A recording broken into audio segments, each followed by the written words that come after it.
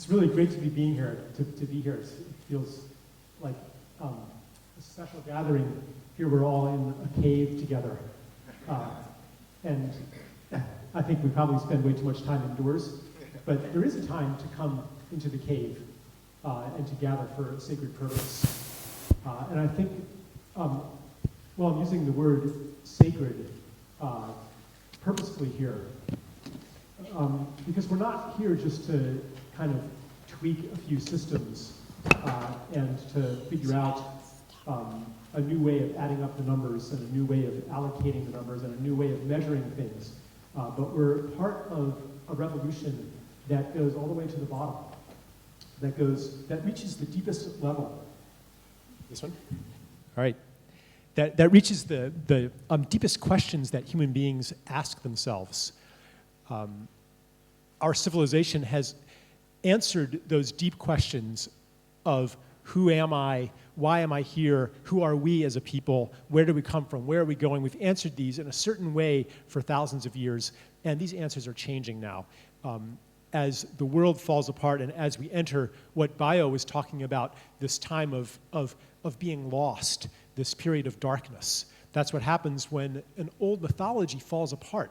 A mythology, an old system of explaining how the world works and who we are. And the money crisis that James was talking about just a little while ago is part of this overall breakdown. He was talking about the limits to growth that oil presents. But it's not just oil. I mean, some people think, well, we could replace oil with something else and continue the growth trajectory, which, as he very rightly says, is absolutely essential to making the economy as we know it work. But it's not just oil that we're running out of. Basically, economic growth means more and more things being sold. It doesn't mean more and more things being produced. It doesn't mean more and more things being shared. It means more and more things being sold, because that's the only basis that banks can lend money into existence and keep the system working. So you look at something like Colombia, that our friend talked about this morning as a target for international investment. Why is it a target for international investment? It's because there are relationships in Colombia that have not yet been monetized, that have not yet been converted into services. And there are natural resources in Colombia that have not yet been converted into products. For example, people still know how to cook in Colombia. Well, that's something that people don't pay for in Colombia or in any traditional culture where you cook for family and friends and extended family, right? That's not something you pay for. But and there's a business opportunity. We can take that away and sell it back again. And why then do people in Colombia support this investment? It's because something has been taken away already. Like the story that Manish told about that guy, Buji was his name? Everything has been taken away from him.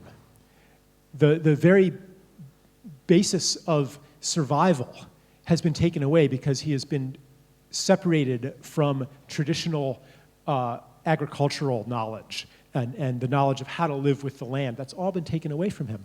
And in that starving state, of course he's going to want a job at the Tata Steel factory. And it's not just economic things that have been taken away. It's identity. It's a sense of belonging in the universe that's been taken away. A traditional person lives in a matrix of relationship. Can look around and know the name of every hill and know the stories associated with that hill and know every face and know the stories behind that face and the story of that person's mother and grandmother. I love what Winona said. She said that she was privileged to live on land that her great-great-great-great-great-grandparents had lived on. That, usually we look at privilege as something that an authority structure conditionally grants to us. And we say that we are the most privileged people on earth, living in the West and having high incomes. But that itself is an ideological blinder that implicitly validates all of the things that money can buy.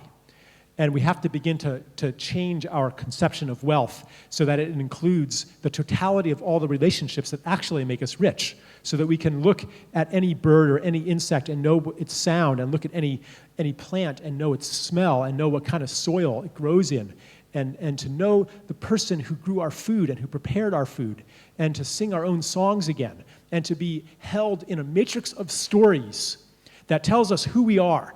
When we're stripped of that, like Buji was stripped of that, then we become endlessly hungry for our lost connections and our lost beingness.